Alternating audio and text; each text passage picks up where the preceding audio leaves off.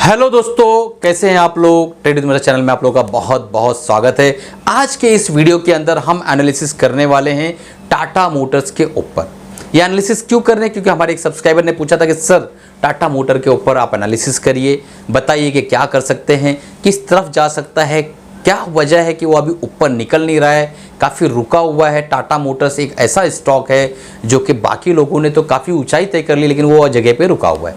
तो इसके ऊपर हम एनालिसिस करने वाले हैं इस वीडियो के अंदर। तो वीडियो शुरू करने से पहले मैं आप लोगों से जो है रिक्वेस्ट करूंगा, अगर आपने चैनल को सब्सक्राइब नहीं किया है सब्सक्राइब कर लीजिए, बेल बटन दबा दीजिए ताकि जब भी नए वीडियोस डालो आप तक पहुंच सके और आप तुरंत उससे फायदा उठा सके दोस्तों। और हमारा एक एमएसएम बुलेटिन का प्रोग्राम मैंने जो है स्टार्ट किया, नीचे डिस्क्रिप्शन में लिंक है। वहाँ पर उस प्रोग्राम में हम ये डिस्कस करते हैं कि मैं क्या बाय और क्या सेल कर रहा हूँ, उसके एजुकेशनल वीडियोज़ वहाँ पर आपको मिलेंगे और अपने फाइनेंशियल एडवाइस से राय मशवरा लेने के बाद आप जो है उस पर काम भी कर सकते हैं। बेहतरीन एनालिसिस वहाँ पे इन डेप्थ एनालिसिस मिलती है। 2000 का प्रोग्राम है, 40% का मॉनसून ऑफर है, 1200 रुपये के अंदर मात्र आप 3 महीने तक मुझसे कंटिन्यू जो है कांटेक्ट में रह सकते हैं, देख सकते हैं कि मैं क्या बाय क्या सेल कर रहा हूँ। और जिन्होंने उसको इनरोल किया हुआ है वो बहुत ही बेहतरीन मुनाफे में इस वक्त बैठे हुए। चलिए चलते हैं डायरेक्टली स्क्रीन पर और देखने की कोशिश करते हैं टाटा मोटर की एनालिसिस और क्यों ये स्टॉक ऊपर नहीं जा रहा और कब इसकी चांसेस है ऊपर जाने की, वो सारी चीज़ों को हम देखते हैं। ट्रेडर्स, हम स्क्रीन पर आ गए हैं और सबसे पहले मैं आप लोगों को बता देना चाहूँगा कि वीडियो हो सकता है थोड़ा बड़ा हो दोस्तों, बस सब्र के साथ देखिएगा क्योंकि न्यूज़ ही इतनी बड़ी है, मार्केट में गिरावट इतनी बड़ी है कि वीडियो को पूरी तरीके से 360 डिग्री एंगल से ही एनालिसिस करना पड़ेगा ताकि आप लोगों को सारी चीज़ें समझ में आए, किस तरीके से बिहेव करना है, किस तरीके से हमें जो है काम करना है। वो सारी चीज़ें दोस्तों इसके देखने के बाद ही आपको समझ में आने वाली है। तो चलिए शुरू करते हैं। सबसे पहले देख लेते हैं हम एफआईज और डीआईज का डाटा। तो 26 ऑफ सितंबर यहाँ पे आपके सामने डाटा दिखाई दे रहा होगा 2022। कैश मार्केट के अंदर इन्होंने बहुत ही भीषण एफआईज ने सेलिंग की है। 5100 करोड़ के आसपास की जो है बहुत बड़ी जो है बिकवाली हुई है, जो कि अभी तक के पिछले 1-1.5 महीने में 28 सितंबर से लेके अभी 28 सितंबर नहीं दोस्तों, आपको 28 जुलाई, अगस्त, सितंबर, तो 28 जुलाई के बाद से इनकी लगभग बाइंग शुरू हुई है। तो 28 जुलाई के बाद से इतनी बड़ी सेलिंग अभी तक नहीं आई थी। डीआईस का जो डाटा देखेंगे तो मुझे एक उम्मीद थी, मैंने आज सुबह एक अपने फ्रेंड से बात भी किया था कि अगर गिरावट शुरू होती तो क्या डीआईस बाय करेंगे, और अगर डीआईस बाय करेंगे तो फिर एक उम्मीद की किरण हमें दिखाई दे सकती है कि market out of the box रुके रहे, बहुत ज्यादा नीचे ना जाए। क्योंकि डीआईज आप देख रहे होंगे, कल मैंने डिस्कस भी किया था निफ्टी एनालिसिस में, कल का वीडियो भी एक बार देख लीजिएगा। तो ये दोनों कोरिलेट करके देखेंगे तो आपको समझ में आएगा कि किस लेवल की एनालिसिस इस चैनल पे आपको दी जाती है। तो 3532 करोड़ के आसपास के डीआईज ने कैश मार्केट में बाइंग की, जो कि एक पॉजिटिव संकेत है कि मार्केट को ये संभालने की कोशिश शुरू कर रहे हैं।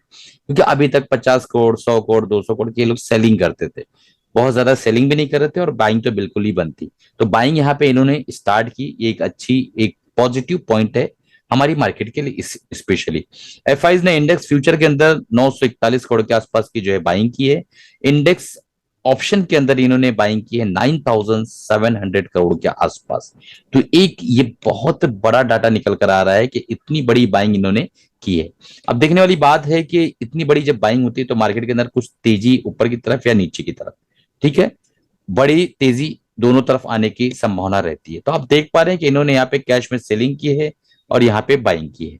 तो कहीं ना कहीं ये लोग जो है धीरे धीरे जो है दोस्तों एक तरह से हेजिंग करके ही मुकम्मल काम करते हैं, और रिटेलर्स ही हमेशा जो है फंसते हैं या पीछे जाते हैं, आप कह सकते हैं। अब चलते हैं हम डायरेक्टली जो है आज मेजर इंडाइसेस को देख लेते हैं। तो कुछ पॉजिटिव संकेत तो यूएस मार्केट हमें यहाँ पे दिखा रही है, ठीक है। आप देख पा रहे हैं यहाँ पे कि निफ्टी जो है 1.8% के आसपास जो है लॉस हुआ है यहाँ पर, और बैंक निफ्टी ने 2.35% के आसपास की गिरावट दर्ज कराई। डाउ जोन्स, S&P 500, नैस्डैक, यहाँ पे आप देख पा रहे हैं कि मार्केट अभी स्टार्ट है और ये जो है संभलने की कोशिश कर रहे हैं। नैस्डैक 1.35% के आसपास जो है पॉजिटिव है इस वक्त, 0.56% के पास जो है S&P 500 जो है पॉजिटिव है, और डाउ जोन्स फ्लैट चल रहा है। तो देखते हैं मार्केट क्लोजिंग में किस तरीके से बिहेव करते हैं, ये देखने वाली बात रहेगी और इंपॉर्टेंट चीज रहेगी, ठीक है दोस्तों। अब चलते हैं हम डायरेक्टली जो है देख लेते हैं ब्रेंट क्रूड ऑयल का प्राइस। तो जैसा कि मैंने कहा था, अगर हम यहाँ पे कर्सर रखें तो आपको यहाँ पे दिखाई देगा लो और हाइस। तो यहाँ पे आप देखिए दोस्तों के 83.45 का लो बनाया, जो कि मैंने आज पिछले 3 महीने से मैं कह रहा था कि ये ब्रेंट क्रूड ऑयल जो है 83 आएगा आएगा आएगा आएगा। हम लोग समथिंग यहाँ कहीं थे जब से मैं बोल रहा हूँ कि कंटिन्यू कि ब्रेंट क्रूड ऑयल जो है 83 तक आना चाहिए, जो कि आज उसने टच करके वापस जा रहा है ऊपर की तरफ। 1.34% इस वक्त अप है। अब चलते हैं देख लेते हैं ब्रेड क्रूड जो दोस्तों इतना नीचे आ गया है, तो एक तरह से ये मार्केट के लिए हमारे पॉजिटिव है, कहीं ना कहीं एक सपोर्ट का ही काम करेगा। एफएमसीजी को, केमिकल सेक्टर को, बहुत सारी चीजों को जो है ब्रेड क्रूड सपोर्ट दे सकता है। अब चलते हैं सबसे इंपॉर्टेंट पॉइंट पे वीडियो के, जो कि है इंडाइसिस के एनालिसिस। तो यहाँ पे आप देख पाएंगे कि बैंक निफ्टी यहाँ पे ओपन है आपके सामने। बैंक निफ्टी मैंने कल ही एनालिसिस किया था और बताया था कि हमें यहाँ पे जो सपोर्ट मिलेगा इस लेवल पे मिलेगा। ठीक है, तो इस लेवल को ही ब्रीच करके फाइनली इस लेवल के नीचे से क्लोजिंग की है। अगला सपोर्ट हमारा इस लेवल पे है, जो कि मैं आपको बता देता हूँ लेवल कौन सा है ताकि आप ध्यान दे सके। अगला सपोर्ट हमारा 38,000 के आसपास है। तो दोस्तों इस तरीके की अगर गिरावट होगी, इस तरीके से रिटेलर्स को पीसा जाएगा पूरी प्लानिंग के साथ, तो रिटेलर्स कब इनकम करेंगे, कब कमाएंगे? मैं तो बहुत दुविधा में रहता हूँ कि किस तरीके से जो है प्रॉफिट बनाया जाए, किस तरीके से जो है मेरे जो व्यूवर्स है, जो सब्सक्राइबर्स है, वो भी कमा सके, किस तरीके से दो पैसा उनके हाथ में आए। अब देखिए यहां से इतने दिनों तक बड़ी मेहनत और कष्ट के साथ यहाँ ऊपर लेकर आए और 3 से 4 सेशन के अंदर पूरा ध्वस्त कर दिया गया। तो इसका क्या मतलब निकलता है दोस्तों? ठीक है, अब देखते हैं यूएसडी आईएनआर का चार्ट। यूएसडी आईएनआर जो है यही वो जो है दोस्तों प्रॉब्लम है जो मैंने बताया था। देखिए आप यहाँ पे कि ये ब्रीच हुआ है, इसकी वजह से मार्केट नीचे आई। ये कैंडल पे मैंने एनालिसिस किया था और आज ऊपर जाने के बाद जब मार्केट नीचे की तरफ वापस आया ये डिजाइनर, तब जो है मार्केट थोड़ा संभलने की कोशिश की, लेकिन उसके बाद जो है वापस जो है नीचे आया और बंद हो गया निफ्टी। तो अभी हम निफ्टी पे चलेंगे, उसके बिहेवियर को भी देखेंगे। 81.42 चल रहा है। काफी दोस्तों ये जो ये लेवल्स थे, ये ब्रीच होने के बाद मार्केट के ऊपर काफी नेगेटिव इंपैक्ट बना है, क्योंकि आपको मैं हमेशा बताता था कि जब ये जो है बढ़ेगा तो हमारी इक्विटी घटेगी, क्योंकि हमारा जो रुपये है वो कमजोर हो रहा है यहाँ पर। ठीक है, तो ये सारे सिनेरियोज हैं। अब हम चलते हैं डायरेक्टली टाटा मोटर्स के एनालिसिस करते हैं, फिर निफ्टी का एनालिसिस करेंगे।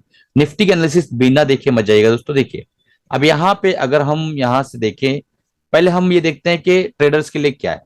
तो ट्रेडर्स के लिए सबसे बड़ी बात यह कि 200 मूविंग एवरेज इसने जो है बहुत पहले ही ब्रीच कर दिया हुआ है। आज से समझो एक आप पकड़ लीजिए पिछले ट्यूसडे मंडे को ही ब्रेक किया हुआ है। तो वहां हमको निकल जाना था, अगर नहीं निकले तो लोअर बोलिंगर बैंड आज तो ब्रीच कर दिया है। तो जो ट्रेडर कम्युनिटी के लोग हैं उनको चुपचाप जो है निकल लेना है, भाग लेना है। यानी हम इनको कहें सीधा एक ही वर्ड में कि भागो।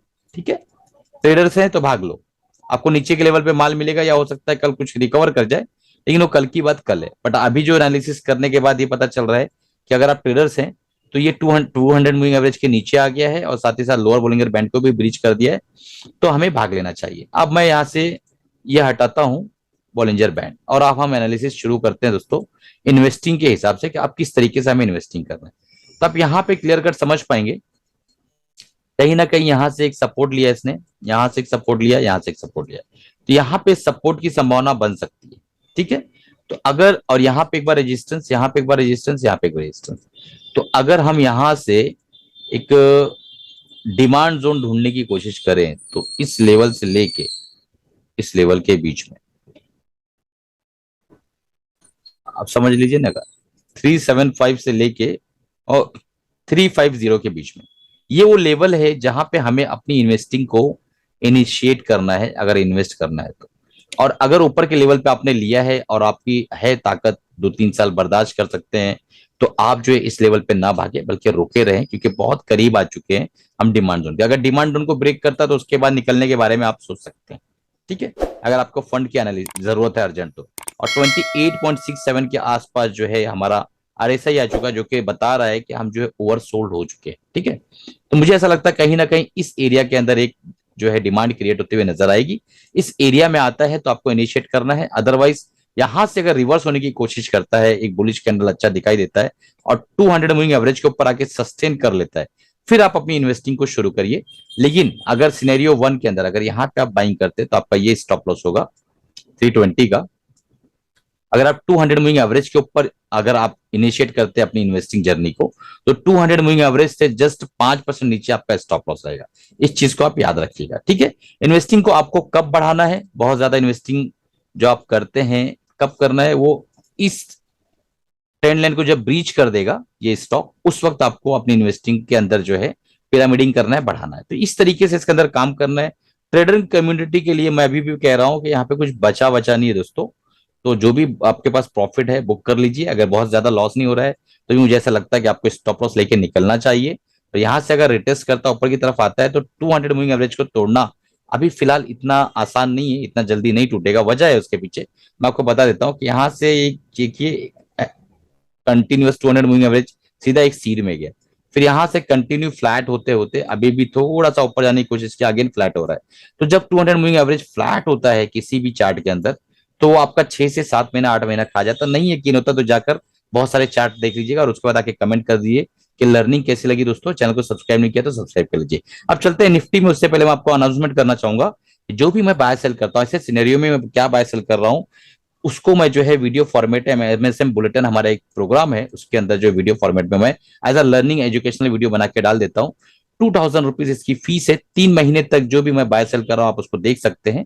मॉनसून ऑफर चल रहा है, 40% का डिस्काउंट है, तो मात्र 1200 रुपए के अंदर आप 3 महीने तक मेरे साथ जुड़ सकते हैं। जो भी मैं बाय सेल कर रहा हूँ वो देख सकते हैं। तो फटाफट नीचे डिस्क्रिप्शन में लिंक है, अभी के अभी सारे लोग ज्वाइन हो जाओ ताकि आप लोगों को पता चल सके कि किस तरीके से काम किया जाता है ऐसी मार्केट के अंदर। अब चलिए निफ्टी के एनालिसिस देख लेते हैं। सबसे पहले देखते हैं इसका बिहेवियर। देखिए दोस्तों, गैप डाउन ओपन हुआ, ठीक है। गैप डाउन ओपन होने के बाद कहीं ना कहीं क्रूड ऑयल जब नीचे आया तो ये ऊपर जाने की कोशिश करने लगा, ठीक है। और साथ ही साथ जो है रुपी भी नीचे आया था। आपने देखा रुपी डॉलर जो है इंडेक्स के अंदर एक शूटिंग स्टार बना जैसा हुआ दिख रहा है। उसके बाद वापस ये लास्ट में फिर से गिव अप कर दिया और नीचे की तरफ आ गया। अब हमें देखना है कि किस तरीके से जो है डेली टाइम फ्रेम में काम कर रहा है। तो डेली टाइम फ्रेम में दोस्तों मैंने एक चीज बताया था, आपको शायद याद हो, इस जगह पे मैंने कहा था कि दोस्तों अगर मिडल बोलिंगर बैंड के नीचे क्लोज कर देता तो हम बेयरिश हो जाएंगे, जो कि हम हो चुके हैं और काफी नीचे आ चुके हैं। जब मैंने बात की थी तो 17,700, 750, 17,650 के ऊपर मार्केट चल रही थी। इस वक्त तो 17,000 के आसपास मार्केट इस वक्त है, ठीक है। तो हम 600-700 पॉइंट ऊपर ही आपको बता चुके थे कि इसके नीचे अगर आया तो हम बेयरिश हो जाएंगे, ठीक है। पहली चीज शॉर्टर टाइम फ्रेम में। अब डेली मूविंग एवरेज का जो 200 मूविंग एवरेज है, ये बहुत ही इंपॉर्टेंट हमारे लिए एक सपोर्ट का इंडिकेटर है। तो 16,880, तो मैं इसको 16,850 ही मान लेता हूं। 16,850 ये हमारे लिए एक बहुत ही क्रूशियल सपोर्ट है, यहां से हमें सपोर्ट मिलना चाहिए। साथ ही साथ एक बहुत अच्छी चीज ये हुई है कि आरएसआई जो है ओवरसोल्ड होता चला जा रहा है। तो जितना जल्दी आरएसआई ओवरसोल्ड होगा उतना ज्यादा इम्कानात है हमारे निफ्टी को वापस ऊपर की तरफ आने के लिए, ऊपर जो है निकलने के लिए, ठीक है। तो मुझे ऐसा लगता है कि हम लोगों को एक वैल्यू बाइंग यहाँ मिल सकती है, ठीक है। मैं आपको बता देता हूं इस एरिया के अंदर जो है हमें एक 16,650 से लेके और ये जो एरिया है 16,900, इस एरिया के अंदर अगर मिलता है तो मुझे ऐसा लगता है कि आपको अपने स्टॉक के अंदर निफ्टी बीज वगैरह को इन्वॉल्व करना चाहिए, अपने पोर्टफोलियो के अंदर निफ्टी बीज को आपको रखना चाहिए, ठीक है।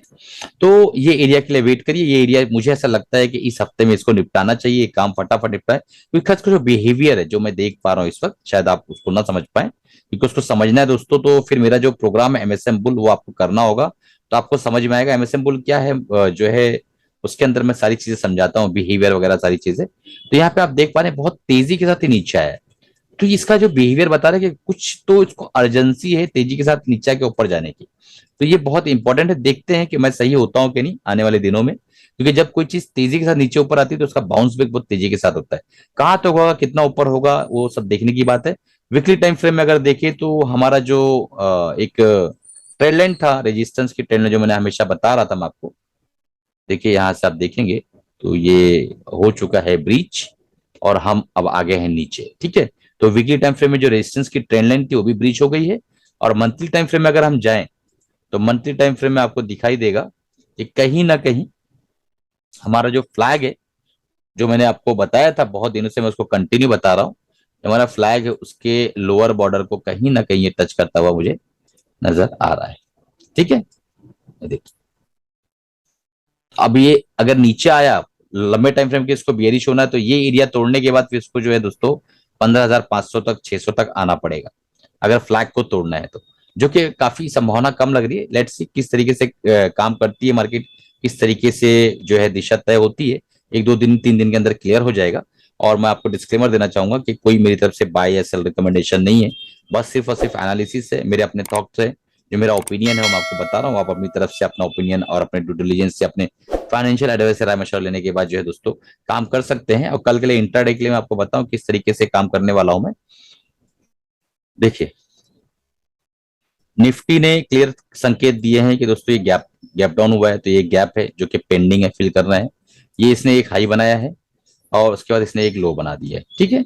तो कहीं ना कहीं जब ये लो टूटे या जब ये हाई टूटे तो ही आपको जो है बाय साइड या सेल साइड इनिशिएट करना है। इसके बीच में अगर मार्केट रहती है तो मुझे ऐसा लगता है वेट एंड वॉच की स्ट्रेटजी ज्यादा बेटर होगी। और कहीं ना कहीं जो है अगर हम देखें तो थोड़ा सा आरएसआई यहाँ पे मजबूत होता हुआ नजर आया है।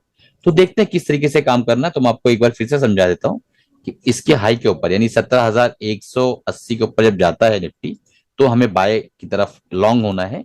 और 16,990 का लेवल तोड़ता है और 15 मिनट सस्टेन करता है तो ही हमें शॉर्ट करना है। अदरवाइज बीच के एरिया के अंदर हमें इस वक्त मुझे ऐसा लगता है कि कोई काम नहीं करना चाहिए, वेट एंड वॉच करना चाहिए।